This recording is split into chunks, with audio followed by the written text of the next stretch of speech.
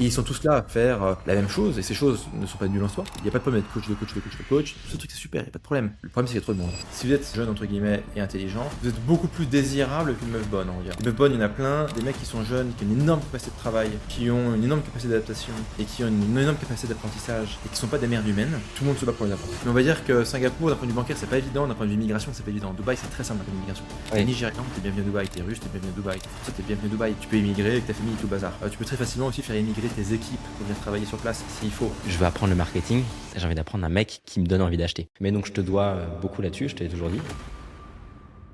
Welcome Tugan. Est-ce que je dois t'appeler Arnaud, Tugan? Comment est-ce que je t'appelle maintenant? Je fais mon rebranding, donc Arnaud. Arnaud. Ok.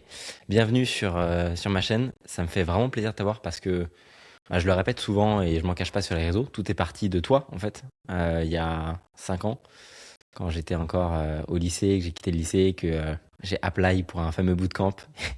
Mais t'as quel âge? J'ai 17 ans. Ah, c'est bon, tu peux venir. Ok. Donc tout est parti de là. J'ai vu une pub un peu dégueulasse qui m'a emmené sur un site encore plus dégueulasse. Et je me suis dit, putain, ça donne quand même vraiment envie d'acheter ce truc-là. Et j'ai fini par acheter. Et je me souviens avoir dit à mon père, mais en fait, je veux apprendre le marketing. J'ai envie d'apprendre un mec qui me donne envie d'acheter. Par définition, c'est common sense, quoi. Et tout est parti des RX pour moi, comme pour beaucoup peut-être sur le marché français. Et après, je suis allé voir aux US, je suis allé voir plein de trucs. Mais donc, je te dois beaucoup là-dessus, je te l'ai toujours dit. Donc, ça me fait extrêmement plaisir Gentil. de t'avoir sur la chaîne. Comment tu vas? Écoute, merci beaucoup pour ce mot introductif. C'est bien de temps de savoir que qu'il y a un upside autre que financier dans ce que tu fais. C'est quand tu bosses sur Internet, bon bah tu gagnes du pognon. Enfin, l'upside, c'est que tu prends du pognon. Le downside, c'est que t'as des mecs qui chialent et qui décrivent. Et en fait, c'est bien de savoir qu'en fait, au-delà de l'upside purement financier, qui, ma foi, c'est bien, mais il n'y a pas que ça dans la vie, bah, il y a aussi genre je dirais des externalités positives comme tout ce qu'on fait, quoi. Donc, voilà. Et ça va tranquille, quoi. Tranquille. Tranquillement, Bon début 2026. 2026, quoi, tranquillement. Qu'est-ce que tu dis aux gens qui disent que tu suis la numérologie ou pas du tout, toi? Non, non, non. Moi, j'ai une voyante avec des cartes. Et pour les décisions un peu touchy, je passe par elle et pas mal. Pas mal, pas mal. En gros, si tu veux, moi, depuis qu'on m'a expliqué que Pfizer c'était la science, avec un grand S, et qu'il faut fermer sa gueule, bah, je suis devenu vachement, vachement ouvert d'esprit à tout. Donc, j'ai une voyante. Je sais pas si le mot exact c'est voyante, mais je vais dire voyante parce que j'ai pas le bon vocabulaire, ok? Avec des cartes, ça je fais. L'homéopathie, je fais. J'ai fait. L'astrologie, la numérologie, non, non, non, ça je fais pas, non. Ok, ok, ça marche, intéressant. Parce Tu fais que toi? pas du tout. J'ai vu des Ok. vidéos passées qui disaient que en numérologie, c'était un nouveau cycle 2026, que c'était la fin d'un autre en 2025. Ouais, ça s'appelle la fin d'une année, c'est le début de l'autre, quoi. Alors, tu sais qu'il y en a qui disent que les vraies années recommencent en mars, en fait. Et que si tu regardes Ah, même, oui, oui, oui, j'ai vu cette théorie, ouais. t'as vu, décembre, en fait, c'est 10, c'est le 10e mois. Et si tu suis les cycles de la Lune, 28 jours, t'arrives en mars où, en fait, c'est le recommencement de la nature. Bon, pas... Mais, euh, Ok, ok, ok. mais ouais, intéressant. Bon, alors aujourd'hui, plusieurs sujets. Moi, j'ai toujours aimé beaucoup l'économie, mais en tant que touriste et amateur, parce que je suis pas, j'ai pas creusé tant de sujets que ça, mais ça m'a toujours intrigué. Et ça m'intéresse d'avoir plusieurs avis de ta part sur la situation actuelle. Je sais que ceux qui nous écoutent sont globalement des entrepreneurs, ceux qui ont des boîtes. C'est quoi ta vision des choses sur l'évolution du marché? Je te pose une question très large, puis on va rentrer dans Ah, un sujet plus précis, avec l'actualité. du marché, tu parles de quel marché? Tu veux dire de la conjoncture économique? Ouais, je veux parler conjoncture économique. On voit que l'or est en train de monter. Alors, je vais peut-être te Moi, poser une question. je pense qu'en fait, au- en gros, tu sais, en économie, on se pose souvent la question de savoir qu'est-ce qui est conjoncturel. Le conjoncturel, c'est plutôt court-termiste, il y a quelque chose qui a duré quelques semaines, quelques mois, quelques trimestres. Oui, c'est la conjoncture. Il y a un peu les aléas, etc. Qu'est-ce qui est structurel? Et souvent, il faut se demander est-ce que c'est quelque chose de conjoncturel, est-ce que c'est quelque chose de structurel? Euh, euh, je pense que ce qui est intéressant, c'est surtout le structurel. Et dans quelle mesure les structures évoluent. Et je pense que ce qu'on vit aujourd'hui, depuis maintenant quelques années, c'est la fin des certitudes. Tu vois, avant, jusqu'au peut-être jusqu'aux années, allez, tu prends la séquence fin de la guerre froide jusqu'à, allez, on va dire Covid, pour faire simple, un truc comme ça, ok. Tu avais un certain nombre de certitudes. Et des certitudes qui nous étaient très bénéfiques. Nous, hommes blancs, occidentaux, ouest européens, voilà. Nos certitudes, c'était nos systèmes économiques et politiques sont antifragiles, robustes et en croissance. Nous sommes compétitifs, plus riches et plus malins que le reste du monde. Du moins, c'est ce qu'on imaginait. Notre passeport est un Graal qui nous permet d'aller partout dans le monde sans friction. Nos monnaies sont les monnaies qui sont les plus dignes de confiance à travers le monde, et donc les capitaux du monde entier viennent se placer en Europe de l'Ouest et en Amérique du Nord. Euh, nos systèmes éducatifs nous permettent d'accumuler du capital humain qui a une valeur marchande qu'on va pouvoir rentabiliser pendant des décennies dans des entreprises occidentales d'envergure mondiale qui continueront à accaparer les parts de marché et à être plus dynamiques, innovantes que leurs concurrentes, et aussi backées par des États qui sont eux-mêmes plus puissants que les États du reste du monde, etc. Donc, on avait un certain nombre de certitudes comme ça, sur lesquelles on a pu construire nos vies, et sur lesquelles on a pu, et sur lesquelles quelque part on s'est développé, tu vois. Et c'était bien, en fait. Enfin, pour nous, c'était très bien. Pour le mec en Afrique qui se fait exploiter, peut-être pas. Pour le mec qui bosse dans une usine en Chine, peut-être pas, mais pour nous, c'était très bien. Et en fait, là, on rentre dans la complexité du monde. L'or qui est au plus haut te dit que bon bah nos monnaies, il y a des points d'interrogation, sans forcément tomber dans le catastrophisme à deux balles sur l'hyperinflation, etc. Qu'est-ce que valent vraiment nos passeports? Qu'est-ce que valent vraiment nos entreprises? Le S&P 500, il a son plus haut historique, mais finalement il y a 7 boîtes qui bossent et le reste qui latéralisent. Et je pense que ce qui est compliqué, c'est qu'on rentre dans une forme d'incertitude et de complexité du monde. D'un point de vue vraiment structurel. C'est qu'est-ce qui constitue le réel? Sur quoi tu peux vraiment t'appuyer? Toi, Où ton réside la passeport. valeur, tu veux dire? Ouais. Où réside la valeur, c'est ça? Après, après ça c'est peut-être plus d'un point de vue micro ou sectoriel. C'est qu'est-ce qui va créer de la valeur économique dans les années à venir? Qu'est-ce qui va capter de la valeur économique dans les années à venir? Quelles sont les compétences qui vont permettre d'extraire de la valeur, enfin de créer de la valeur et d'en capter une partie? Ouais, donc il y a un peu, et en fait, aujourd'hui, il y a plus d'interrogations que de certitudes. Là où avant, on était quand même sur un truc, on a eu 25 ans, presque 30 ans quelque part, tu as quand même des grandes certitudes. Et après, bon, t'as les petits aléas pour savoir est-ce que tu es en bulle, pas en bulle, est-ce que tu vas avoir une correction économique ou pas, quoi. Mais alors qu'aujourd'hui, tu as quand même beaucoup plus d'incertitudes. Est-ce que tu crois en la théorie de Musk qui dit que dans, en gros, moins de 10 ans, il n'y a plus besoin d'argent parce que il y aura 10 millions, 10 milliards, pas 10 millions, pardon, 10 milliards de Optimus qui en gros bosseront à la place des humains et donc il y aura un revenu universel pour tout le monde et ça sert à rien d'économiser. C'est ce qu'il tweet en ce moment. Il a même tweeté hier dans le fait qu'on entrait dans l'ère de la singularité. Ouais. Donc que le code s'exprimait lui-même et arrivait à, en gros, qu'on n'arrivait plus à discerner, nous les humains, à prédire, en fait, dans une ère de prédiction parce que ça allait trop vite. Est-ce que tu crois en cette théorie-là, qui est qu'une théorie pour l'instant? Alors, ce qui est bien avec Elon Musk, c'est qu'en général, il a raison sur la destination, mais pas sur le timing. Dans le timing, c'est difficile. Euh, et effectivement, ceux qui nous écoutent, je vous recommande une chaîne YouTube qui s'appelle David Shapiro, ou Dave Shapiro, qui parle que de ça. Et un de ses concepts, c'est The Post-Labor Economics. C'est les modèles économiques du post-travail. Tu vois, aujourd'hui, ce qui fait que toi, en tant qu'humain, tu as de l'argent, enfin, il y a trois sources d'argent.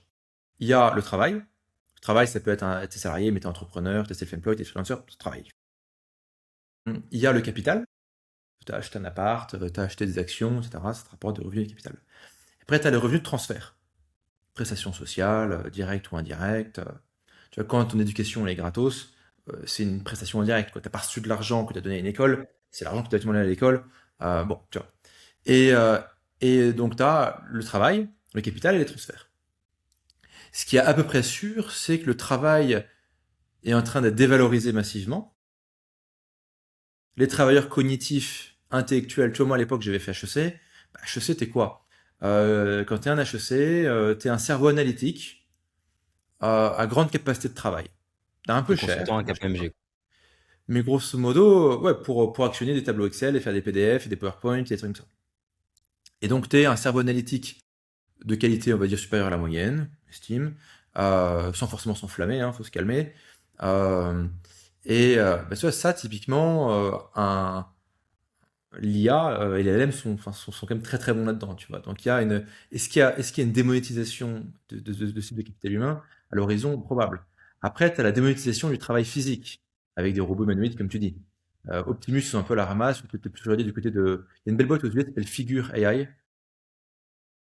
chinois. Je me demande toujours si les clips qu'ils font, ils sont pas un peu pipés. Bah, euh, et donc, ça, c'est la démonétisation. Donc, en fait, tu peux démonétiser le travail intellectuel avec du logiciel et tu démonétises le travail, on va dire physique avec une combinaison logiciel et hardware. Et donc, effectivement, tu as travail, capital, transfert.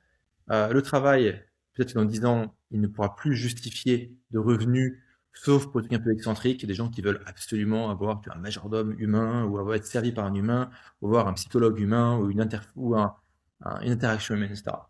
Mais ça arrive de devenir un peu, tu vois, un kink, un fétiche de niche, tu vois, quelque part, de vouloir interagir avec des humains. Et donc, si la colonne travail, elle disparaît, bah, il faut la compenser, soit sur le capital, soit sur le transfert. Pourquoi il faut la compenser? Parce qu'en fait, si jamais il n'y a plus personne qui a du fric, il n'y a plus personne qui peut acheter des trucs, il n'y a plus personne qui peut acheter des trucs, bah, l'entreprise n'a donc plus de clients, si elle n'a donc plus de clients, elle claque. Mm. Grosso modo, quoi. Bon sang. Euh, D'ailleurs, c'était ce qu'avait mis en évidence Marx, c'était à l'époque. Marx avait dit, en fait, les capitalistes sont trop efficaces dans le fait d'exploiter les travailleurs, notamment en créant du chômage artificiel. Les chômeurs, ça s'appelait l'armée de réserve industrielle. Donc, tu prépares plein de chômeurs, et du coup, tu as un pouvoir de négociation pour payer le moins possible les mecs. Et sauf qu'en fait, bah, si tu pousses la logique jusqu'au bout, les mecs, tu les payes quasiment plus. Enfin, tu les payes de quoi manger, enfin, de quoi acheter, genre une bouteille d'eau et une miche de pain pour tenir jusqu'au lendemain, pour pas mourir physiquement. Enfin, grosso modo, ils peuvent pas acheter autre chose que ça. Et donc, du coup, tu n'as plus de débouchés et tu arrives sur une crise de surproduction généralisée, donc l'effondrement du capitalisme, théoriquement. Mais cet effondrement du capitalisme, c'est assez intéressant. Et c'est un peu ce que dit Musk indirectement, l'effondrement du capitalisme. Euh, donc, en gros, on revient là avec travail, capital, transfert. Si le travail, il n'y a plus rien, tu as une crise de surproduction. Ok. Donc, il faut compenser le travail, soit via les transferts, donc là, c'est le revenu universel, Mhm. soit via le revenu du capital. Donc, que les gens, par exemple, soient intéressés, aient des actions dans la société. Et là, après, soit, en gros, tu prends les transferts et tu vas vers davantage de socialisme, c'est pas un gros mot, c'est un peu une connerie, mais c'est pas un gros mot, soit tu vas vers du capital, et là, tu es plus sur une logique du capitalisme. Et donc, sur les transferts sociaux, bon, c'est relativement évident. Bon, bah, ok, tu fais revenu universel, tu augmentes les prestations, etc. La grande difficulté, c'est que euh, le revenu universel et le capitalisme et la démocratie, ça fait pas bon ménage. Sinon, tu vas juste voter pour plus de thunes. Ah, bien sûr. Et donc, tu fais que de l'inflation. Ce que disait Musk aux US, c'est tu prends l'entrepreneur qui produit 10 000 balles, tu le taxes à 5 000 balles et tu le divises à 50, 100 dollars à 50 voteurs. Enfin, 50 personnes, tu as 50 voteurs, si tu veux, de plus que la Ouais, ouais. personne qui a 10 000 balles. Et donc, du coup, l'autre truc qui est intéressant, et c'est ça que ça devient vachement intéressant, c'est de se demander comment finalement tu vas remplir la colonne capitale. Parce que la colonne transfert, elle est pernicieuse. Un peu, pourquoi pas. Et là, en fait, tu peux imaginer plein de trucs. Toi, tu peux imaginer un truc du type, à chaque fois que tu dépenses avec ta carte, tu as un cashback ou tu es payé en actions. Tu vas chez Starbucks, bah, tu as un cashback de 1,5% en actions Starbucks. Et donc, en dividende Starbucks. Alors, c'est que dalle. Mais toi, à chaque fois que tu spends, bah, tu prends un cashback. Et là, les entreprises peuvent dire, bah, attends, nous, on a intérêt à filer un cashback beaucoup plus gros pour attirer plus de gens chez Starbucks, plus de gens dans le resto, plus de gens ailleurs. Parce que du coup, ça peut devenir un argument commercial. C'est tu vas avoir un cashback en stock de la société qui va être beaucoup plus important. Ce qui impliquerait énormément de réformes sur tu sais, les marchés financiers, Bien des trucs sûr. comme ça. Donc, mais si on fait fi quelque part des contraintes réglementaires, ça peut être intéressant. Autre truc que tu peux imaginer en fait que tu as une dotation à la naissance, français, américain, etc., qui naît, tu vas dire, ok, bah, tu as le droit à, je sais pas, 5000 balles, 10 000 balles en action. C'était l'idée de Trump. Trump, il disait, là, faut filer 1000 dollars à n'importe quel Ouais, newborn américaine. Et comme c'est ça, ça. Et le truc, il compound dans des index, ok, par exemple, et tu as le droit d'y toucher à tes 18 ans, ou à tes 25 ans, ou à tes 30 ans, ou des trucs comme ça. Et du coup, en fait, tu démarres dans la vie avec du capital. Euh, euh, Ce qui d'ailleurs, le fait de démarrer dans la vie avec du capital, ça te rend beaucoup moins enclin à voter pour des conneries communistes. D'ailleurs, pourquoi aujourd'hui les jeunes générations votent pour des mecs communistes comme à New York? Parce que pourquoi pas? Tu vois, genre, toi, t'arrives, t'as pas de capital, t'es payé que dalle. Tu t'endettes pour faire des études, pour faire des trucs qui servent à rien, enfin, pour apprendre des trucs qui servent à rien à l'université. Tu peux pas te payer une baraque. C'est ce que disait Peter Thiel, c'est pourquoi est-ce que les mecs à New York, pourquoi est-ce que les jeunes ils ont fait passer Zoran Mamdani, c'est parce que on leur a montré pendant les 20 dernières années que ça marchait pas pour eux en fait. Ils arrivaient, ils ont tous les downsides. Donc pourquoi Ouais, est-ce qu'ils iraient voter c'est bien ça. sûr, évidemment. Ils ont les downsides du capitalisme et sur les upsides. Et donc du coup, tu vois, voilà. Donc du coup, en fait, là où il y Après, aura énormément d'innovation politique économique à venir, c'est sur la colonne capitale, où il y aura des réflexions individuelles, tu vois, comment toi, pour toi et tes futures progénitures, tu penses ça, ou ta famille, mais aussi des logiques un peu collectives. Donc par exemple des fonds souverains, Abu Dhabi a 3 fonds souverains par exemple, la Norvège a un fonds souverain, et donc de penser en fait des fonds souverains qui vont permettre de. Alors là, du coup, si le fonds souverain après il te verse la thune sur le transfert, on est un peu hybride entre le capital et enfin le revenu du capital évidemment. et les revenus de transfert, mais tu vas l'aider. Et là en fait il y a tout un champ de réflexion qui sont ultra intéressants. Ok. Ouais, c'est passionnant. Alors, du coup, toi, dans cette logique-là, en tant qu'entrepreneur, tu essaies de te positionner comment? Évidemment que tu peux pas te positionner à 10 ans, le monde il est justement incertain. Mais une question du coup plus perso sur comment est-ce que toi tu as envie de te positionner. Je sais que tu as des parts dans les boîtes, que tu es co-owner, co-founder, associé sur certains trucs, que Ouais, tu pourras en parler ou pas. Mais du ouais, coup, ouais. c'est quoi ton bet, tu vois, Ok. pour les prochaines années? Donc moi du coup mon job c'est de remplir la colonne capitale et la faire fructifier.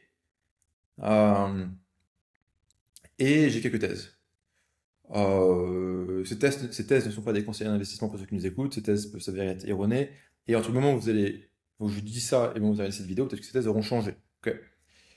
Parmi les thèses que j'ai, je reste sur une thèse BTC, pas crypto mais BTC, BTC long terme, parce qu'impression monétaire, thèse simple, je ne m'attarde pas trop là-dessus. J'ai une thèse euh, l'immobilier d'ultra luxe à Dubaï, ultra luxe, de luxe à Dubaï, on va dire starting price peut-être 3-4 millions de dollars. Parce que Dubaï est en train de devenir le radeau de sauvetage des riches du monde entier et chaque riche, chaque ultra high net worth individual du monde est en train d'arriver à la conclusion qu'il lui faut un pied-à-terre digne de ce nom à Dubaï et qu'il n'y a pas vraiment d'alternative. Abu Dhabi étant la même chose que Dubaï, enfin je dis Dubaï, Dubaï, Abu Dhabi, un morceau de Sharjah, enfin ce que tu veux, tu vois.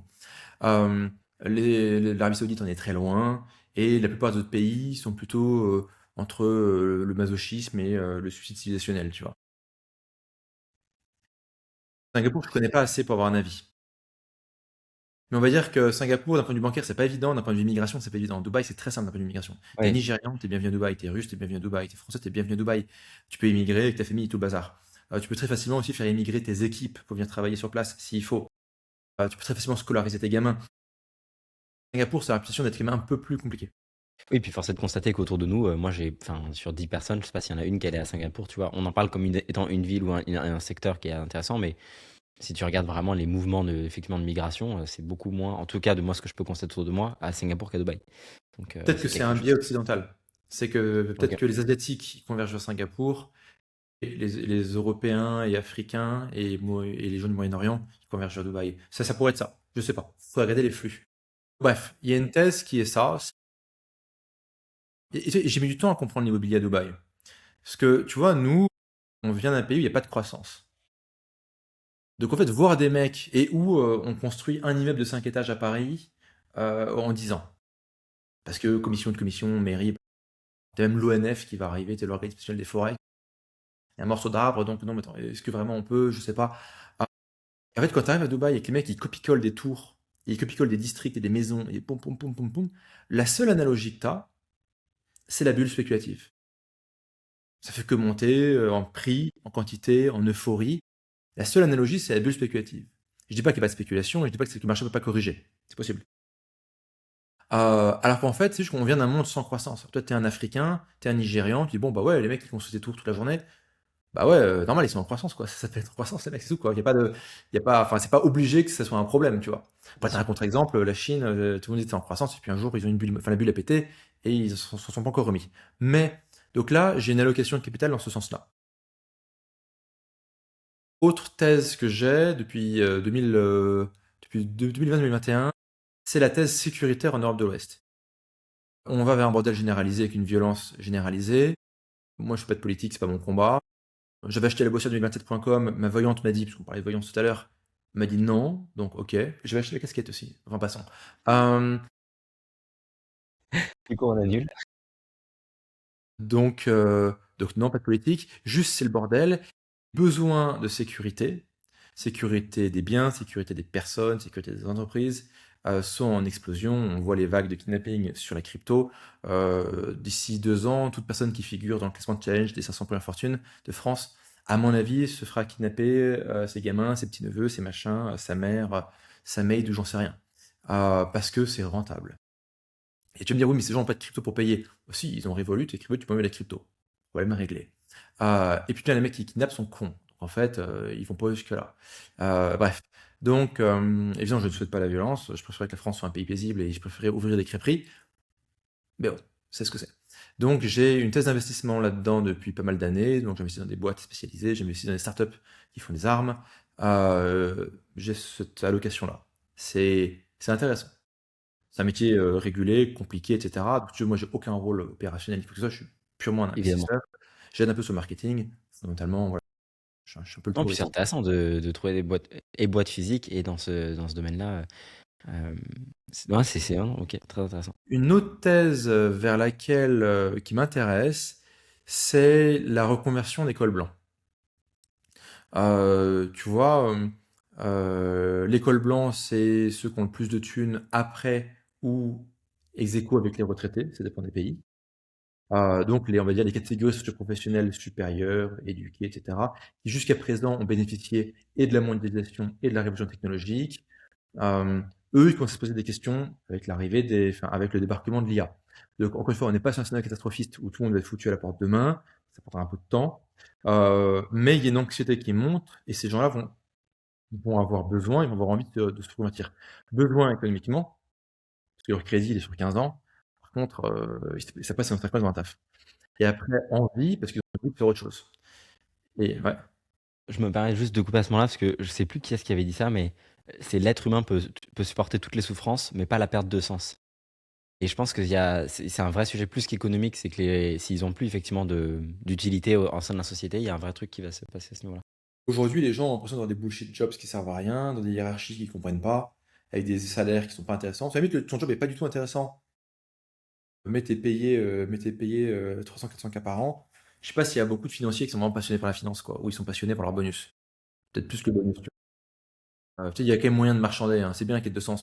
Mais le problème, c'est que pour le gros des gens, t'es pas payé 40 k par mois, quoi. Et là, je pense y avoir un énorme marché, enfin, un énorme boom de l'infoprenariat, en fait, finalement, quelque part, là-dessus. Euh, et ce qui va renforcer le boom de l'infoprenariat, ça m'étonnerait pas qu'on vive un peu une période difficile pour les SaaS.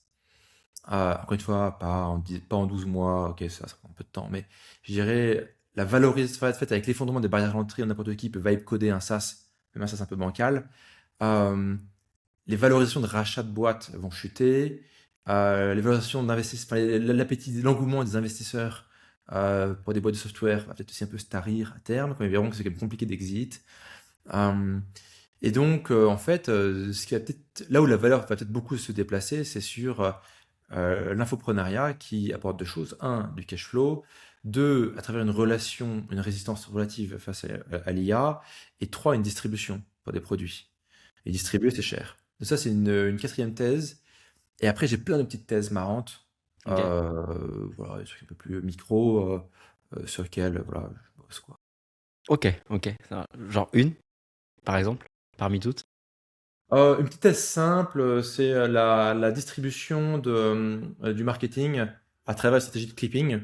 C'est pas un truc que j'ai inventé, etc. Mais c'est qu'en fait, au lieu de spend en ads, tu vas spend pour qu'en fait des milliers, voire des dizaines de milliers de comptes aillent repurpose, réutiliser ton contenu, le distribuer, et en fait, du coup, avoir un reach organique massif, quoi. Ce que Andrew Tate avait fait à l'époque, c'était un peu imprégné de ça. Quelque part, une partie quelque part du succès de Trump, c'est aussi ça. Et en fait, on va se rendre compte que ça marche aussi ça marche pour des casinos. Stake.com fait ça. Si ça marche pour Andrew Tate, Trump, des casinos, en fait, ça va aussi marcher pour la Renault, pour la nouvelle Renault Mégane. Je sais pas si ça existe encore. Je suis même monté là-dedans. Dieu merci, je touche du bois. Et c'est gratos. Les gars, enfin, j'ai pas le permis, donc j'ai pas de voiture, d'accord. Truc qui tombe en panne au bout de 2 kilomètres. Ça s'arrête là. Mais fait rien. Non, mais écoute, Voilà. Donc là, j'ai des parts d'une boîte qui s'appelle Reach, R-E-A-C-H, comme avoir du Reach, t'es plus publicitaire, quoi. Point 4, C-A-T. Ouais, ouais, tu peux. Et ça, c'est fun, en fait. Du coup, toi, tu vas scaler un message, une propagande sur des milliers de comptes, tout traquer en temps réel, faire remonter toute la data en temps réel, faire des charts et tout, et tu peux vraiment spread un message. Alors, on est plus sur du marketing top of funnel, mais pour ceux qui nous écoutent, pour donner un truc un peu plus terre à terre, ça marche vachement bien de combiner une stratégie d'affiliation à une stratégie de clipping. C'est-à-dire que tu dis à ta communauté, bon les mecs, créez du contenu, soit en clippant le founder de la boîte qui crée du contenu, soit en créant du contenu AI UGC, soit en créant leur propre contenu, peu importe, tu vois. Tu as dit, créez du contenu sur les réseaux, tabassez, mettez des liens affiliés et récupérez des commissions d'affiliation. C'est une stratégie, c'est probablement la meilleure stratégie aujourd'hui d'acquisition. C'est probablement la meilleure. Oui, mais 99% des gens rage quit après avoir fait 2 posts parce qu'ils n'ont pas eu la gratification rapide. C'est normal, c'est des humains. Je suis humain, t'es humain, tout le monde est humain. Okay. Si en fait tu mets par-dessus ça une politique où tu dis à tes affiliés que vous créez du contenu en rapport avec ma marque, avec mon produit, etc., je vous paye, je sais pas, $1 ou $2 les 1000 vues. En fait, le mec sur TikTok, s'il n'est pas trop débile, le premier week-end, il peut faire 1000 vues, potentiellement. Et du coup, il prend $1. D'accord, il n'est pas riche. Mais pour son cerveau, ça a activé une binarité. C'est de 0 à 1. Donc, ça veut dire que c'est possible. Et donc, il va redoubler d'efforts, créer 5, 6, 7, 8 autres comptes. Et donc, être beaucoup plus déter, tenir beaucoup plus longtemps, jusqu'au moment où il va effectivement activer, réussir à générer des ventes en affiliation. Et là, boum, boum, boum, boum, boum, boum, boum. Et en fait, en combinant les deux, affiliation plus payer toutes les 1000 vues en clipping, tu peux vraiment défoncer le marché. C'est fait. je confirme qu'on a bossé avec Keo, nous, en début d'année. Et je crois que c'est 20 millions d'impressions par semaine qu'il fait avec ses clippers. Et je vous confirme que les chiffres derrière, c'est dingue. Le clipping, c'est vraiment, Ah ouais. vraiment dingue. Et donc, je suis sur une boîte comme ça. Celle-là, elle est assez fun. Super team technique, super team opérationnel. Ok. Je fais pas grand-chose. Je ramène des clients, je ramène un peu du réseau, etc. Et après, là, mon autre petite sucrerie du moment, c'est une boîte qui s'appelle IDs, comme une idée en anglais, .xyz, où là, en fait, on est un peu de manière sarcastique sur la vente de pioche ultime, mais c'est passionnant. Et en fait, la thèse de cette boîte, c'est la plupart des gens qui n'arrivent pas à faire du pognon sur Internet, ce qui est le cas d'à peu près tout le monde sur Internet, ils n'arrivent pas à faire du pognon, ils ont un problème d'idée. Tout simplement, en fait. C'est qu'ils savent pas quoi faire, donc ils voient un mec qui raconte un truc, ils font, moi, je vais faire comme ce mec. Ce mec a pas tort. Ce mec n'est pas un scammer, dans la plupart des cas, on part du principe qu'il a pas tort. Sauf qu'en fait, il forme des dizaines de mecs, centaines de mecs à faire exactement la même chose. Et donc, en fait, t'es dans un océan rouge de compétition, donc ça pouvait être une belle opportunité, mais bon, une fois que t'as 10 000 mecs, une fois que t'as genre 100 formateurs qui ont chacun formé 1000 mecs, c'est dur. Alors qu'en fait, si tu fais juste autre chose, c'est pas dur. Et ça se joue pas mal là-dessus. Et où il faut trouver des idées, des opportunités business qui matchent avec tes skills, avec ta sensibilité, avec ta disponibilité de temps, ta patience. T'as des trucs qui mettent 6 mois à rapporter de la thune. T'as des trucs qui mettent Et 6 du coup, jours à rapporter de la thune, tu vois. t'as une scorecard de ce qui match par rapport à certains types de personnalités ou c'est vraiment tu Alors, donnes les aujourd'hui, idées? au moment où on fait cette vidéo, nous, on a une super team de recherche. En fait, on fait recherche humaine, plein de databases, donc on draine un énorme data de plein de databases. Et après, là-dessus, on rajoute une layer un peu de prompting, d'organisation, de MCP, etc. Et on te sort les idées, puis après, on te les range par tag, par thématique, etc. Et ce qu'on est en train de coder en ce moment, c'est une feature, c'est la partie facile. Le client, il arrive, il coche 3 cases pour dire à peu près ce qui lui correspond, hop, et nous, on l'aiguille vers ce qu'il faut. Et après, en upsell, on vend les stratégies. Ok. Donc, tu as les idées, puis pour les stratégies, quoi. Toujours vendre le truc complémentaire en upsell. Il faut vendre en upsell le truc qui s'emboîte assez logiquement. Et ça, c'est très fun, parce que du coup, tu passes tes journées à chercher des idées de business qui print. En fait, tu te rends compte que t'as plein de trucs à faire, quoi. Et ils sont tous là à faire la même chose, et ces choses ne sont pas nulles en soi. Il n'y a pas de problème d'être coach de coach de coach de coach. Il n'y a pas de problème de faire une agence. Il y a aucun problème avec tout ça. Il n'y a pas de problème de lancer une newsletter. Tout ce truc, c'est super. Il n'y a pas de problème. Le problème, c'est qu'il y a trop de monde. Donc, il faut faire autre chose. Et quelque chose qui te correspond. Et donc, cette boîte répond à ça. On est live depuis 4-5 jours, hein, donc c'est récent. Ok. On mettra pareil tous les liens en bio pour ceux qui veulent aller voir. Super.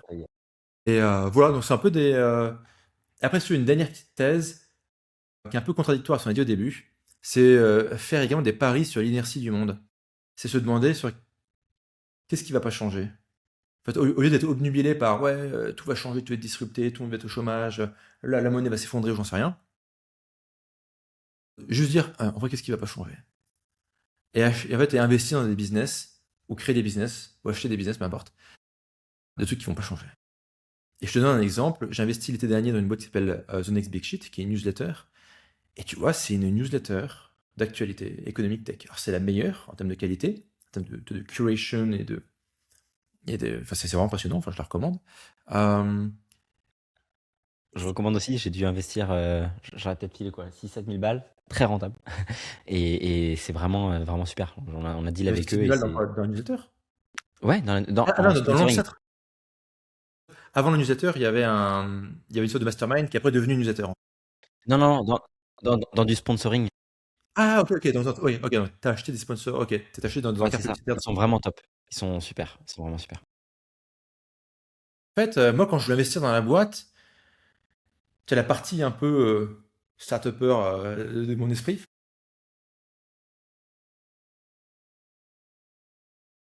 Et t'es en mode, bon, bah attends, on va pas acheter, enfin, on va pas investir dans une newsletter. Enfin, le mec, il envoie des emails, tu vois. Je veux dire, on est en 2025, tu vois. Bien sûr. L'IA devrait pouvoir faire ça quand même. Bah, il se trouve que les gens veulent recevoir une newsletter d'un mec sympa, qui s'appelle Luc, qui dit des trucs intéressants et qui a une énorme sensibilité pour qu'est-ce qui est intéressant et pas intéressant. Il se trouve que les gens adorent lire ça.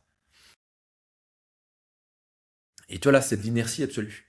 Et ça, c'est un autre truc, enfin, les gens qui nous écoutent, c'est se dire, ok, quels sont, comme choix business ou au sein de mon business, des trucs, en fait, où je parie sur l'inertie du monde. Je parie sur le fait que le monde, ne va pas changer, en fait. Que le dollar sera là demain, que les gens vont continuer à acheter sur Amazon, que ils vivront toujours dans des grandes villes et qu'ils tireront toujours dans la gueule, quoi. Bon. Ok. Et du coup, alors juste, je peux te redemander ton âge? J'ai 34 ans. Ok. En gros, de ta trentaine à ta quarantaine, là, ton appétit business pour l'instant, c'est d'aller servir la tranche capitale de plusieurs business en étant associé, en apportant la valeur où tu es. Est-ce que tu as envie ou pas du tout d'aller bâtir des projets avec l'ambition d'aller chercher 50, 100 M? Alors, il y en a, je pense que En tant qu'investisseur, ouais. en tant En tant qu'investisseur, et t'as pas qu'investisseur, envie de revenir dans les tranchées. Euh, j'ai un système d'invest où c'est ça l'ambition. Ouais. Euh, après, si tu veux, c'est un point vachement intéressant. C'est finalement, quitte à ne plus avoir besoin de bosser, autant bosser sur les trucs qui ont de l'impact. Ou les trucs qui peuvent vraiment faire du volume, des trucs vraiment gros. Et en fait, ça nous ramène à un point qui est, enfin là, du coup, ça nous ramène un peu au début de la conversation. C'est, c'est pas évident de savoir qu'est-ce qui va être gros. C'est toujours, t'es le go-to infopreneur pour tous les cols blancs qui veulent être en reconversion. Sur le marché français, tu fais 100 millions par an. Hmm, bien sûr. Avec Hmm. des très belles marges. Bon, peut-être que ta boîte, elle vaut 1 milliard dans ce cas-là. Si on regarde les multiples actuels, bon, on en pense ce qu'on veut, mais ta boîte, elle vaut peut-être 1 milliard. Tu vois, ou alors t'es Lovable. Boîte incroyable, Lovable. Ouais. Produit Non, incroyable, exécution, tout est incroyable. incroyable. Exceptionnel. À la fin de la journée, Lovable, je vais être un peu dur. Et je vais forcer les traits, c'est pas si vrai que ça, mais c'est un peu vrai. C'est un peu Claude Code, quelque part. Et tu vois, Donc c'est en là où fait, je suis pas d'accord. pas d'accord? Parce- Bah non, parce que sur Cloud Code, moi, j'ai pas réussi à faire ce que je fais sur Lovable en 5 minutes. Genre, tous mes sites aujourd'hui sont faits sur Lovable. Toutes mes landing pages sont faites Peut-être que sur dans quelques Lovable. itérations. Est-ce qu'aujourd'hui, Lovable est mieux que Claude Code? Ouais, ok. Enfin, pour faire un. En tant Ouais, que mais. mec non technique qui veut sortir un truc, 100%. Mais en fait, tu vois, quand tu regardes des rappeurs IA et leur modèle, faut se demander au bout de combien de temps le modèle va soit le bouffer naturellement, soit le bouffer volontairement. Naturellement, c'est qu'en fait, je te donne un exemple. Moi, j'avais écrit Tugan.ai à l'époque, qui était un truc de ghostwriting et de enfin, plus de ghostwriting que de copywriting.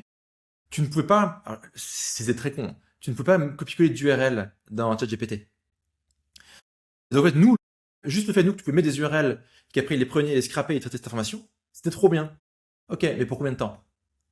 Ah, Ouais, bien ils ont sûr. mis du temps, en fait, ils ont mis du temps à nous mettre des URL. Donc, en fait, on a pu printer pendant assez longtemps, puis après, on a revendu la boîte à temps. C'était cool. Euh, tu vois, au bout de combien de temps le développement naturel du LLM Hmm. cette fonctionnalité, ou au bout de combien de temps le LLM il se dit bon attendez les mecs, le problème c'est qu'on print pas assez d'argent, enfin, il faut faire du pognon. Tu vois, si jamais la bulle IA, si jamais les valorisations de boîtes IA en bourse se cassent la gueule, l'appétit des VC va se péter la gueule parce que c'est très mimétique, et là soudainement toutes ces boîtes qui font que burner du fric à perte, et OpenAI et compagnie, elles vont se dire wait a minute, où est-ce qu'on peut capter du pognon? Ou pas, ou On en, peut-être que l'espace en bat les couilles, c'est aussi on faisait possible. les calculs avec Oussama. OpenAI, ils ont du pognon à aller chercher tous les ans là dans les 10 prochaines années pour aller maintenir leurs objectifs avec leur VC, hein. C'est Ouais, pour ça ouais. qu'ils lancent les ads à l'intérieur d'OpenAI, mais ils sont sur la ligne, hein. C'est vraiment chaud. Ouais, ouais. Enfin, en fait, toutes ces boîtes-là, tant que Palantir, Nvidia, le S&P 500 font que monter, ces boîtes, elles arrivent à se financer. Si les valeurs techno en bourse, enfin, les valeurs AI en bourse se prennent une branlée, je sais pas si ça va arriver, je suis pas devin, ça va être beaucoup plus compliqué. Or, toutes ces boîtes IA, en fait, elles crament tous les 12 mois toute la thune qu'elles ont. Alors après, il y aurait une thèse qui serait que les États iraient les renflouer, etc. Ce qui est pas impossible. Mais bon, tu vois, donc, je te dis pas que Lovable va crever. J'en sais rien. Et je leur souhaite de réussir et je trouve que c'est trop bien. Et tu vois, enfin, hashtag Team Lovable, tu vois. Mais en fait, tu peux vraiment te poser la question. En fait, tu vois, après, Lovable, ils sont déjà très gros, mais tu prends des mecs un peu plus petits. Tu vois, t'es un tool qui va wrapper plusieurs Ouais, il y en a modèles, plein. voice et vidéo pour créer des UGC avatars. T'arrives tu mets un peu de Vicimony, tu montes à 1, 2, 3, 4, 5, 6 millions d'ARR. Au bout de combien de temps tu demanderas juste à Grok de te faire un clip complet, quoi. Enfin, dans combien de Ouais, temps bien sûr. Grok dit vas-y, fais-moi une vidéo complète, il le fait. Peut-être pas dans 6 mois, hein, peut-être pas dans 12 mois. Ouais, bien sûr. Ouais, c'est une question de temps. Et du coup, comment tu prices ces Et du boîtes-là? coup, moi, Fais test. la question que j'avais derrière ça, c'était est-ce que tu étais dans une logique, est-ce que tu avais encore envie de faire des trucs, typiquement aller bâtir, alors je dis un Lovable parce que c'est pas un bon exemple, mais une boîte qui a pour de bâtir une team, tu vois, et de se dire j'ai envie de bâtir un truc qui potentiellement va aller chercher 50 100 M et de te mettre un focus. Par exemple, je sais pas, bâtir l'équivalent d'un, je dis n'importe quoi, d'un iClosed. Ça peut être SaaS ou pas forcément SaaS, mais t'es investisseur sur plusieurs boîtes aujourd'hui puisque c'est la Chacun des répartition trucs depuis dans lesquels longtemps. j'investis peut aller chercher 50-100 M.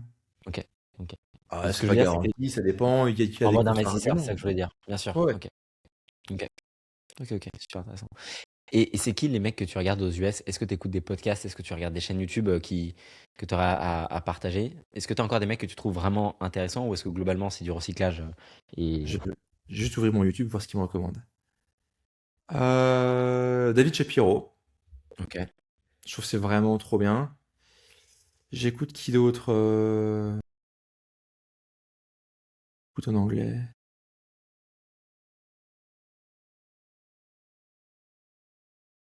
J'écoute pas grand-chose. Ah, j'adore la chaîne YouTube d'Imangaji Business. Ouais, j'aime bien aussi. Ah, je le trouve bien. Mm. Il m'a réconcilié avec l'infoprenariat. Bon, il y a un truc à vendre aussi, mais il m'a réconcilié. Ouais, Euh, ok. J'écoutais un peu All In Podcast, mais je trouve qu'ils sont trop Trump fanboys. Et en mode, on a nos problématiques du 0,01% et on croit qu'en fait, on a tout compris à la vie de l'Américain moyen. Mais sinon, pourquoi pas. Je pense que les analystes qui préparent les émissions travaillent bien pour trouver des choses intéressantes à dire. Je trouve que 20 VC, c'est pas mal. Mais qui Ok. vient plein de VC, du coup, qui parlent de techno, qui parlent de boîtes, etc. C'est cool. Je regarde pas mal le contenu d'Andreessen Horowitz. Comment tu dis? La chaîne de Andreessen Horowitz, Ok, A16, c'est A16, 16 les chiffres, enfin le nombre Z. ok. A16Z. Qu'est-ce que ça me dit d'autre, YouTube, quand je scroll? Beaucoup d'interviews de Peter Thiel, j'écoute. Ouais, ok. Je trouve ça toujours intéressant. Oh putain, non, si, il y en a un, j'adore. C'est Nero Knowledge. Neo Knowledge. C'est un Ok, Renoir qui parle de méditation et de loi de l'attraction. Non, non, de loi de l'attraction. ok, Mais il est super drôle. ok. Il est drôle, il est intéressant. En fait, si tu veux, c'est un peu, tu vois, le mec qui a réussi à faire un truc assez incroyable, c'est qu'il a pris un truc de gonzesse, qui est la loi de l'attraction, la manifestation, et il l'a appliqué en mode, un peu en mode ghetto testo. Ok, Et ça rend bien. ok, Et c'est très agréable à écouter.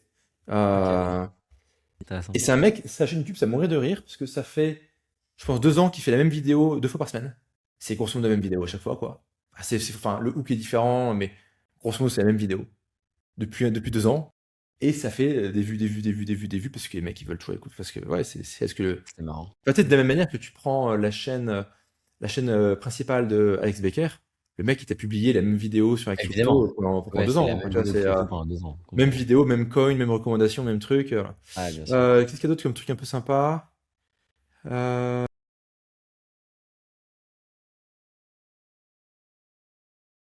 Je vais regarder ça. Ouais, ouais, c'est un peu ça l'idée, grosso modo. Après, moi, je Ok. suis très Twitter. Moi, je ponce Twitter. T'as des comptes que t'aimes bien, que tu recommandes? Non, Moi, j'ai pas j'aime. de compte particulier. En général, je mets des mecs dans des listes et après je défonce les. Après, je, je défonce les listes. Je te recommande un mec aux US qui est pas mal à regarder dans l'info business. Il fait 200 millions par an, qui est pas mal. Nick Fisher. Et Sur il est quoi? Sur YouTube. Nick YouTube. Fisher. Nickfisher. Et il a vraiment des théories qui sont Nick sur Fisher. l'AI, sur l'info, qui est vraiment intéressante. Il est en back-end de pas mal de grosses boîtes dans l'info. Il a un studio learning qui s'appelle je sais plus, Agza. Nick Et c'est Fisher. vraiment, c'est du contenu vraiment très smart et il a rien à te Super. vendre. Top. Je viens de m'abonner. Putain, il a un school. Qu'est-ce qu'il vend? Qu'est-ce qu'il vend? Ah, il a un truc à vendre. Non, non, non. Non, il a un petit school avec pas grand monde dessus. Ouais. Bah, franchement, tu as regardé ses interviews et c'est vraiment un mec super intéressant. Et d'ailleurs, je pense que tu pourrais même être intéressé pour prendre un call avec lui. Je t'invite à Ouais. regarder. S'il y a un mec que je te recommande, c'est lui. Vraiment top. Finalement, toutes les théories du complot que tu disais, que tu donnais dans tes programmes il y a 4 ans, une grande majorité d'entre elles m'ont quand même bien aidé à faire ma vie là où il fallait, en gros. Mhm. Je dis pas que toutes ont été, voilà, mais est-ce que tu as une théorie du complot, une pépite à nous donner pour les prochaines années? Un peu, tu vois, tu peux y aller, quoi.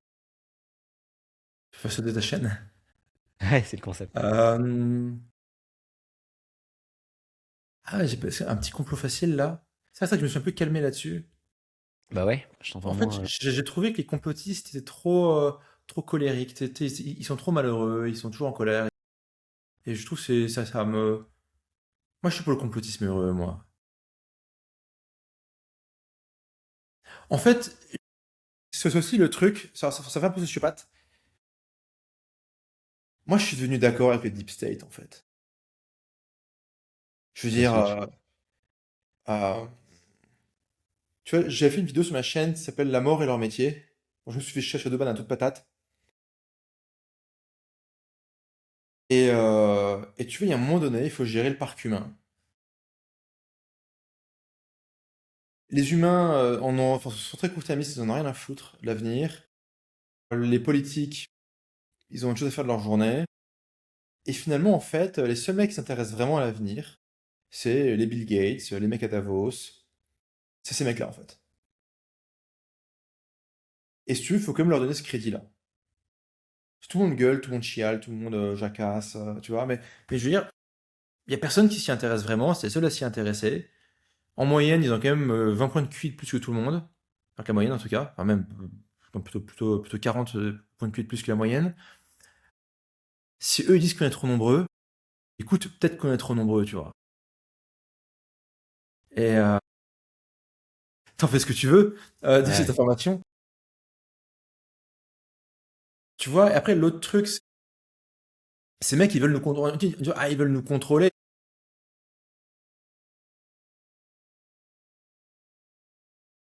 Choisis ton D'un maître, autre peut-être. côté, d'un autre côté, tu prends l'IA générative et le deepfake.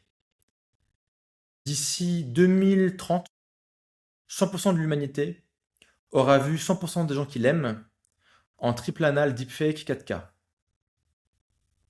Ça fait rigoler ou ça fait pas rigoler? Mais et là, tu vois ça, tu te dis, ouais, bah en fait, si tu veux contrôler Internet, ça paraît pas top, mais ça, tu te rends compte que tout le monde veut faire des vidéos de trash, de gore, d'égorgement, de viol, de porno, de ce que tu veux, de tout le monde. De tout le monde, en fait. Il y a une meuf dans ton lycée, une meuf dans ta classe, tu la prends en photo, boum, t'envoies sur une IA débridée, t'en fais un film de cul et tu le postes sur le groupe WhatsApp de la classe. Tu peux, en un clic. Pas aujourd'hui, presque aujourd'hui. T'imagines juste le niveau de violence et de Ouais, destruction c'est qu'il va ça. être. Ouais, c'est de la, c'est des- Et c'est juste une des conneries, sans parler des arnaques en tout genre, des manipulations politiques, et sans partir en mode fake news de la Russie. Non, mais sans même partir là-dedans, si tu veux. Bien sûr. Et en fait, quand tu vois ça, tu te dis, bah, peut-être que le modèle émirati où tu contrôles Internet, ils essayent, je sais pas si c'est très efficace au contrôle Internet, mais du moins, il y a une volonté de contrôle. D'un point de vue libertarien, tu te dis, bon, c'est un peu extrême, mais d'un autre côté, est-ce que c'est pas le moins pire, quoi?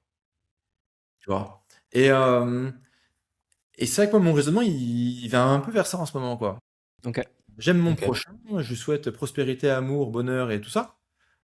Mais putain, la nature humaine, pour passer un peu de temps dans le cerveau des gens quand je fais du copywriting, ouais, je suis pas méga serein, quoi. Et ça part rapidement en couille comme les humains, tu vois. Ça finit quand même rapidement dans des camps quand tu les laisses faire. Et surtout, faut pas, enfin, attends, bon, je vais faire un petit point Godwin gratos, hein, mais faut pas oublier que les gens qui commettent les énormes atrocités at scale et qui les permettent, enfin qui les commettent et qui les permettent, c'est des gens normaux. C'est un peu les conclusions, pour tes procès d'Eichmann, Hannah Arendt et compagnie, ceux qui ont la référence. Hannah Arendt, c'était une nana qui a beaucoup écrit sur le totalitarisme.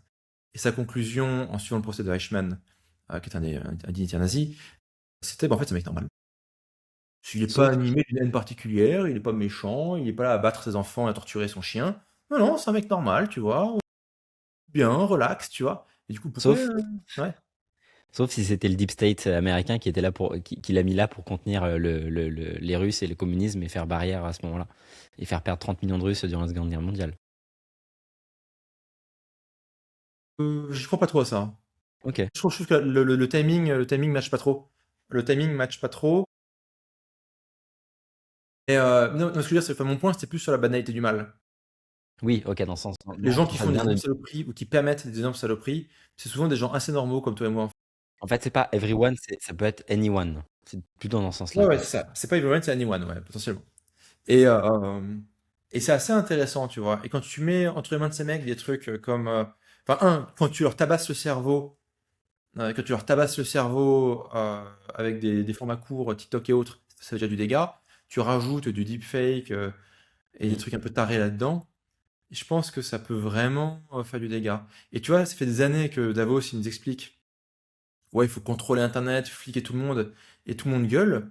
Bah, peut-être que eux, en fait, ont juste poussé le raisonnement jusqu'au bout, ont mappé les différents scénarios, ils se sont dit On qu'en run fait, le les scénario le simulations plus jusqu'au bout. probable, c'est Ouais. celui-ci, et qu'en fait, contrôler Internet et demander à mettre le passeport avant de se connecter, c'est pas con. Tu vois, je dis pas que là maintenant tout de suite, je suis pour ça, je suis même plutôt contre, en fait, philosophiquement, et ça paraît pas con.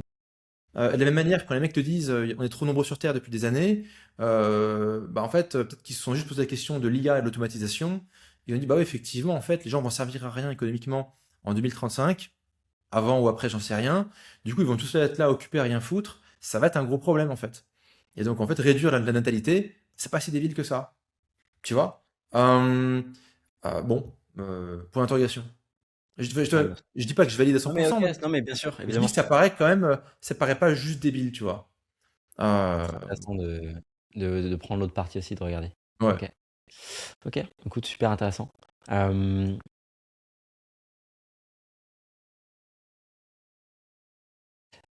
J'avais plusieurs points, derniers points à te poser comme question et à aborder. Ouais. C'était plus le premier sens. Je reviens à quelque chose de complètement différent. C'est sur la partie YouTube, sur la partie content. On parlait de clipping tout à l'heure avec toute la partie top of the funnel, la partie viralité, vue, etc. À quel point et à quelle place tu mets YouTube, toi, dans ton tunnel, si tu en as un actuellement? Moi, j'ai une théorie, je te la donne, c'est que si tu es aujourd'hui un individu niché dans. Moi, je suis très high ticket, sales, etc. Machin. C'est mon truc, bon, peu importe. Donc, on a des mecs qui sont spécialisés dans des petites niches, à aller chercher beaucoup avec, enfin, beaucoup, entre guillemets, plusieurs millions par an avec des produits en étiquette. Moi, ma théorie là-dedans, c'est que le clipping, c'est très bien et qu'il faut ensuite filtrer dans notre modèle de funnel vers du format long qui va venir créer de la confiance, créer de la trust. Moi, si j'ai un bet à faire sur 2026, c'est que la nouvelle monnaie du marché, même si elle a toujours été, mais là de plus en plus, surtout avec l'AI, etc., c'est la partie confiance, c'est la partie trust. Et d'ailleurs, je pense que même ceux qui ont créé du contenu avant ces périodes d'AI jusqu'à il y a un an, quoi, pourront montrer la patte blanche en disant, bah, regardez, j'étais là avant, en fait, je suis un vrai humain. Je suis pas juste un avatar IA comme il y en a de plus en plus sur Instagram. Et donc, de créer effectivement ce format long pour laisser les gens passer du temps avec toi de plus en plus. C'est aussi les objectifs de ce podcast, c'est l'objectif d'une chaîne YouTube classique, etc. Et donc, ça m'intéresse d'avoir ton avis là-dessus, de manière générale sur la trust, de manière générale sur le format long et comment est-ce que toi tu l'utilises, et même pour des boîtes, même peut-être même dans de la sécurité, tu vois. Euh, Alors, je te rejoins sur la trust. Ce qui est compliqué, c'est que la trust, elle augmente à fond en disant I have nothing to sell. T'es Brian ouais, Johnson, c'est I vrai. have nothing to sell. Après, il t'envoie un storycom dans la tête avec des bumps et des machins. Il te déboîte. Pareil pour Hormozy, hein. Alex Hormozy qui dit I have nothing to sell. 2 ans plus Après, il tard, il te arrive fait un avec un week-end à 100 millions webinaire de de dollars. l'enfer et il te ratiboise tout le marché. Mais effectivement, en fait, tu as ce truc où plus tu monétises, en fait, quand tu monétises, tu perds de la trust. Parce qu'il faut promettre, parce qu'il faut un peu. Si, en fait, si jamais les mecs, enfin, si tu les pousses pas, ils passent pas à l'action, de manière. Donc, tu es obligé un peu de les bousculer un petit peu pour qu'ils passent à l'action.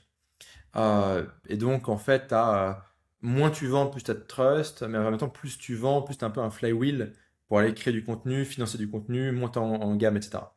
Bien sûr. Mais je te rejoins sur la trust. J'apporte juste cet élément un peu pour densifier le propos. Euh, les formats longs, j'aime beaucoup. On est quand même un peu sur une inflation, j'ai une évidence, hein, mais des formats longs. Euh, mais oui, enfin, le clipping, c'est vraiment de l'awareness. T'amènes le mec sur du format long où il dit, OK, ça me parle, il y a un truc qui se passe. Et après, il passe à l'action pour acheter ou pas quelque chose. Moi, mon funnel, il est un peu différent. Mon funnel, c'est The One Person Conglomerate Funnel. Ça va être étape 1, tu crées de la réciprocité, enfin tu crées du contenu. Et à travers ce contenu, tu crées de l'autorité, de la réciprocité, du flex, la distribution, etc. Pilier 1. Pilier 2, tu as besoin de disposer de business à cash co, liés ou pas à ta personal brand. En général, c'est lié, c'est quand même plus simple, qui vont faire rentrer allez, entre 1 et 10 millions par an pour vivre dans la dignité. Et financer tout le reste. Et après, le troisième pilier, c'est tu vas prendre des parts dans des boîtes contre du cash, de l'advisoring, de la distribution ou une combinaison des trois. Et du coup, moi, le contenu, en particulier le contenu long, rentre dans cette configuration-là. Ok. Ok. Et du coup, Sur je le le vois comme système ça. de distribution, quoi. Mais ça rejoint un peu ce que tu, enfin, ça rejoint complètement ce que tu dis. Je sais que t'aimes pas faire l'Instagrammeuse, mais je pense qu'il y a un vrai intérêt pour toi à te mettre de temps en temps sur certains réels, certaines stories Ouais, sur Insta. ouais, ouais, je sais. Faut que je recrute enfin, je suis en train je suis en train de former un type pour ça. Ok. Je t'enverrai un truc en privé sur ça qui est intéressant. J'ai pensé à toi en voyant. Je pense que ça peut Ouais, être. super. Ouais, mais je te rejoins. Instagram, ça marche bien. Moi, Ok. j'aime beaucoup Telegram, mais Telegram t'offre pas un reach. Ok. Et Euh, ouais, ouais, c'est vrai, c'est vrai. Et un autre bootcamp dans les années à venir? J'aimerais beaucoup, il y a la contrainte géographique. Je pense qu'il a fait le succès du bootcamp. Donc le bootcamp, c'est tout qu'on avait fait deux fois à l'époque. Le premier était gratuit, le deuxième était payant, enfin payant. C'est symbolique plus que chose. Euh, Parce qu'on avait rassemblé les gens, les élèves, physiquement près de Lyon, et on les faisait bosser. Et c'était mon modérateur général, mon CEO, qui gérait ça à l'époque. Aujourd'hui, on n'a plus cette configuration-là, et on n'a plus ce lieu-là non plus. Et donc, en fait, trouver des talents, c'est le nerf de la guerre. En fait, d'ailleurs, un des plus gros bénéfices de la création de contenu, c'est que tu as accès à des mecs. Tu as accès à des talents. Et un des trucs qui a le plus de valeur sur le marché, c'est des talents non pricés. Enfin, c'est des talents non découverts, donc non pricés. Un talent découvert, c'est bon, qui allait faire Harvard, Google, machin et tout, il est cher. Tu veux le recruter, c'est très cher. Tu veux investir dans ta boîte, dans sa boîte à lui, ça va être cher, tu vois. Bah, Un tu sais talent que non découvert, il n'est pas pricé. Et donc tu peux l'avoir en pré-price, travailler avec lui pour entre guillemets payer le diamant, enfin tu vois, enfin pour avoir une idée quoi, enfin pour avoir une analogie un peu basique. Et après, et du coup après ça se valorise et du coup tout l'upside de valorisation. Enfin, c'est comme acheter Amazon ouais, en bien sûr. seed. versus l'acheter en série B versus l'acheter à l'IPO, quoi. Ouais, c'est clair. Et c'est vrai que le contenu permet ça, et le bootcamp permet ça. Le bootcamp a permis de trouver plein de mecs intelligents. D'ailleurs, si vous m'écoutez et que vous êtes intelligent, si vous êtes enfin, jeune, entre guillemets, et intelligent, en fait, vous êtes le truc, vous êtes beaucoup plus désirable qu'une meuf bonne, on va dire. Vous ne savez pas, mais en fait, des meufs bonnes, il y en a plein, des mecs qui sont jeunes, qui ont une énorme capacité de travail, qui ont une énorme capacité d'adaptation, et qui ont une énorme capacité d'apprentissage, et qui ne sont pas des merdes humaines, tout le monde se bat pour les avoir. Et tu sais que Donc, Ray Dalio, billion guy, enfin milliardaire, a créé une chaîne YouTube ouvertement pour ça. C'est-à-dire que sur sa chaîne YouTube, il n'y a rien à vendre. De toute façon, il est milliardaire. Enfin, il va pas tourner avec un infoproduit de 10 millions par an, il s'en fout. Euh, il fait des vidéos YouTube, il se casse la tête à faire des interviews chez lui dans son manoir et tout machin pour recruter talent. Il le dit, c'est ma chaîne YouTube, c'est juste pour avoir de l'exposition, pour trouver des personnes qui bossent pour moi. Et donc, ouais, c'est dingue. et, Donc, euh, ok. et du coup, j'aimerais beaucoup refaire un bootcamp, mais je voudrais être sur place. Et le problème, c'est que moi, je suis toujours en train de bourlinguer à droite à gauche, quoi. Et un bootcamp, il faut au moins un bon mois. Alors, il y aurait l'option d'aller le faire en Europe de l'Est. À Bali, Pas à Bali. c'est une Bali, belle. ça fait un peu loin quand même, tu vois. Mais tu vois, le faire en Europe centrale, putain, en France, je sais pas, je trouve que. Pourquoi pas, mais bon, pourquoi pas. Mais bon, je passe très peu de temps en France. Donc ça peut être en Europe centrale, tu vois, genre à Budapest ou un truc comme ça, à côté, où ça coûte pas grand-chose, où la vie est pas chère, tu vois. Mais j'ai pas l'infra pour le faire. Du coup, je me pose la question, est-ce que je le fais en digital? Mais bon, est-ce qu'en digital, t'as vraiment la même chose? Ouais, honnêtement, je peux. Enfin, le côté physique, ça a été vraiment intéressant. C'est ce qui fait que Euh, ça marche, quoi, je pense. Ouais. Il y a d'autres avantages au digital et pour d'autres types de produits, mais c'est vrai que sur un type bootcamp comme ça, c'est intéressant. Ouais. Ok, ok. Et puis, on va s'approcher de la fin, mais autre question, t'as un autre projet de livre, de bouquin par la suite? Bah, j'ai celui-ci que j'aimerais beaucoup mettre à jour. L'essentiel de l'histoire économique, que j'avais publié une première fois en 2014, je crois. Et après, je l'avais. J'avais 10 ans. Ouais, je suis en 2004, moi, donc. Putain. Et, euh, et après. Bref. Et j'aimerais beaucoup mettre à jour. Et sinon, non. Pas de bouquin en cours. Ok, ça marche. Merci beaucoup, Arnaud. Est-ce que tu as un. Je suis pas très fan des derniers mots, mais pour les jeunes qui nous écoutent, qui voudraient effectivement, qui sont dans les tranchées, pour faire leur premier million et vivre Ouais. dignement, c'est quoi le. Grosso modo, vous avez besoin d'avoir raison 3 fois. La première fois que tu as raison, professionnellement, sur Internet, dans un tranché, tu vas gagner tes 10 000 balles. Ça peut être 8, ça peut être 15, ça peut être 25, c'est la même chose. Ok. Tu vas gagner tes 10 000 balles. Ça active dans ton cerveau un truc où ton cerveau comprend que c'est pour de vrai. C'est ta théorie et la pratique. Et ça prouve que tu as, enfin, que t'as quand même été apte à combiner une technique, un outil, s'adapter à une connerie, appuyer sur des boutons et faire quelque chose. La deuxième fois que tu vas avoir raison, c'est en général avec une autre idée. Là, tu vas gagner 100 000 balles par mois. Ça peut être 80, ça peut être 250. C'est la même chose. Ok, tu vois. 100 000 balles par mois.